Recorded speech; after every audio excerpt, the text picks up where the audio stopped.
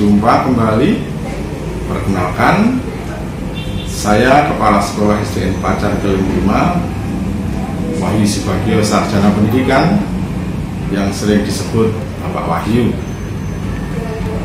Anak-anak serta Bapak Ibu guru, pada kesempatan yang berbahagia ini, mari kita bersama-sama melaksanakan peringatan Hari Besar Agama Islam, yaitu Idul Adha. Di dalam suasana prihatin ini, di dalam masa COVID-19 ini, marilah kita tetap merayakannya walaupun hanya secara daring. Harapan saya selaku kepala sekolah, dengan adanya peringatan Hari Besar Islam ini dapat meningkatkan karakter warga sekolah, khususnya siswa, karakter religius melalui peringatan Hari Besar Agama Islam ini. Yang kedua, meningkatkan silaturahmi antar warga sekolah, khususnya Bapak Ibu guru dengan siswa sekalian. Semoga peringatan Hari Besar Islam ini dapat berjalan dengan baik dan lancar. Dengan ini, peringatan Hari Besar Islam atau Idul Adha pada tahun 2020 kami buka.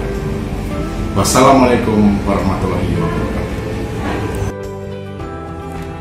Assalamualaikum warahmatullahi wabarakatuh. Alhamdulillahi wa kafa, wassalatu wassalamu ala nabiyil mustafa, amma ba'd. Selamat pagi anak-anak SDN Pacar Keling 5 yang soleh dan salihah.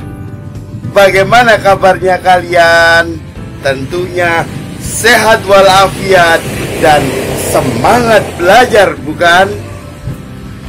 Oke anak-anak, acara hari ini adalah peringatan Hari Besar Agama Islam Idul Adha. Sebelum saya mulai, marilah kita baca doa untuk menuntut ilmu. Bismillahirrahmanirrahim. Rabbi zidni ilma warzuqni fahma birahmatika ya arhamar rahimin. Ya Allah, tambahkan ilmu kepadaku, tambahkan kefahaman kepadaku. Engkaulah yang maha pengasih dan maha penyayang. Dan jangan lupa yel-yel saya, SDN Pacar Keling 5 soleh dan salihah, belajar semangat di rumah saja. Idul Adha berkaitan dengan surat Al-Kautsar. Sebelum memulai pelajaran Idul Adha, kalian tirukan saya dulu untuk membaca surat Al-Kautsar. Saya baca, kalian tirukan. A'udzu billahi minasy syaithanir rajim. Bismillahirrahmanirrahim. Inna a'tainakal kautsar fasholli li rabbika wanhar.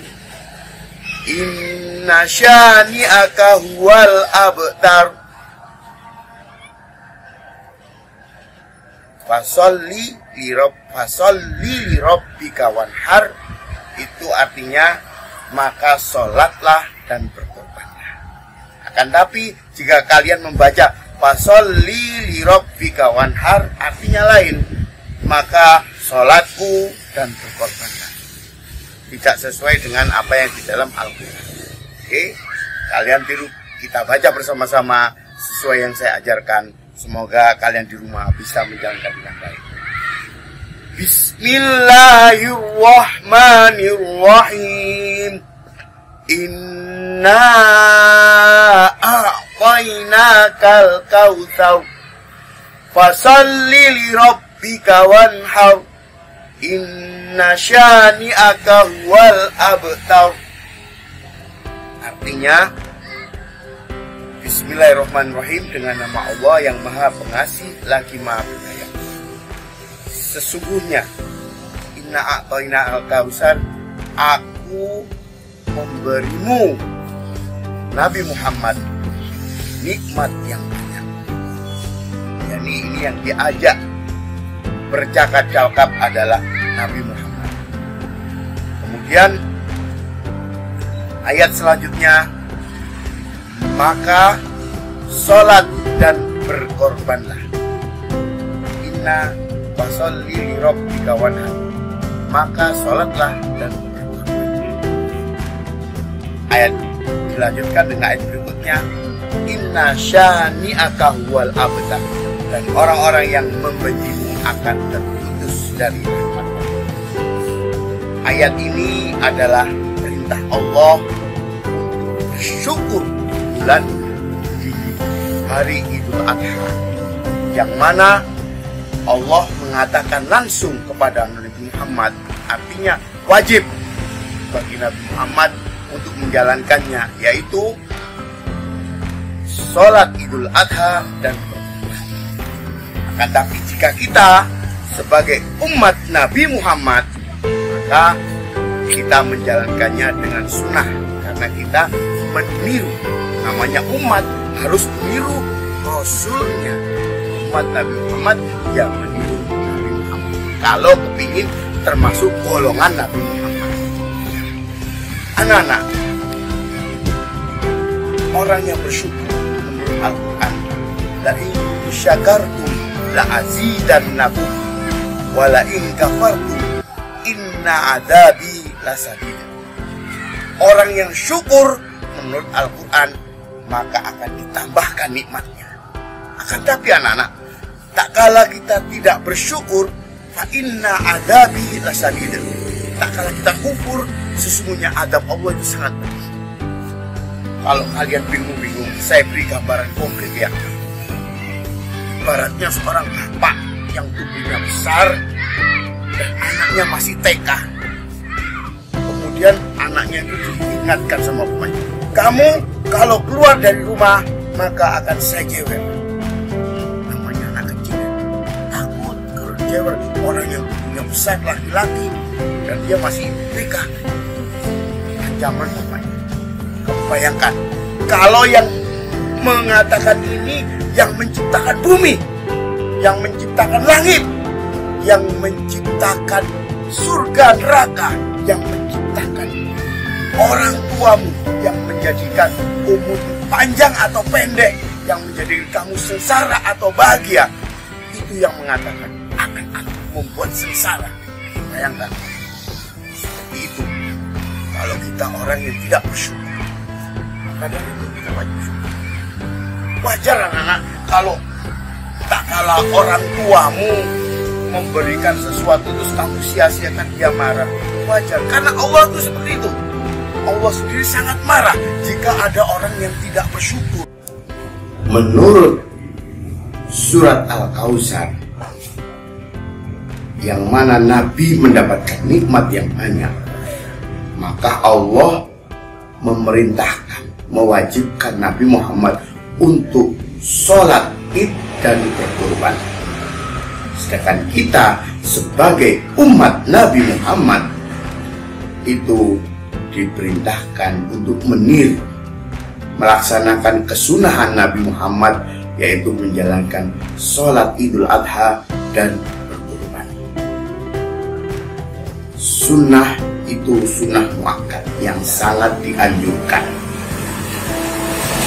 Berkorban juga sama, kita disunahkan. Nabi wajib, tapi kita disunahkan. Wajib artinya jika dilakukan mendapat pahala, jika ditinggalkan berdosa. Akan tapi kalau kita jika dilakukan mendapat pahala, tapi jika tidak mampu melakukan tidak apa-apa. Akan tapi anak-anak, bisa jadi kurban yang menurut hukum asalnya itu sunnah bisa menjadi wajib. tatkala kita bernazar atau berjanji. Karena kita nazar itu adalah janji kepada Allah. Aku akan kurban kambing tahun ini. Jadi kita sudah berjanji kepada Allah. Karena wajib hukumnya kalau kita berjanji menjalankannya, maka kambing yang kita sembelih, mulai yang menyembelih itu harus biaya tersendiri, dan kita tidak boleh memakan walaupun satu bulu aja dari kambing tersebut. Tapi kalau kita menjalankan hukum asalnya yaitu sunnah, maka anak-anak kita boleh memakan, kita boleh memberikan ke teman-teman kita, dan kita memberikan juga kepada fakir miskin. Karena itu sunnah, tidak wajib. Oleh karena itu, supaya tidak menjadikan kambing ini hukumnya wajib bagi kita, kita tidak boleh bernadar. Apa contohnya bernadar itu? Yaitu dengan akad atau perjanjian. Ketika Pak Danur ditanya oleh teman Pak Danur, Pak Anjang, Pak Danur, hari ini kamu kurban apa? Aku kurban kambing, satu kambing. Berarti Pak Danur mengatakan aku wajib melakukan kurban kambing. Kita bernadar, Pak Danur bernadar. Tapi kalau kita mengatakan Pak Danur, nanti kurban apa? Aku kurban sunnah. Saya tambah kata-kata sunnah supaya nggak termasuk wajib. Kalau wajib bisa membagikan sampai menggunakannya itu khusus 100% hanya untuk fakir dan miskin saja. Assalamualaikum warahmatullahi wabarakatuh.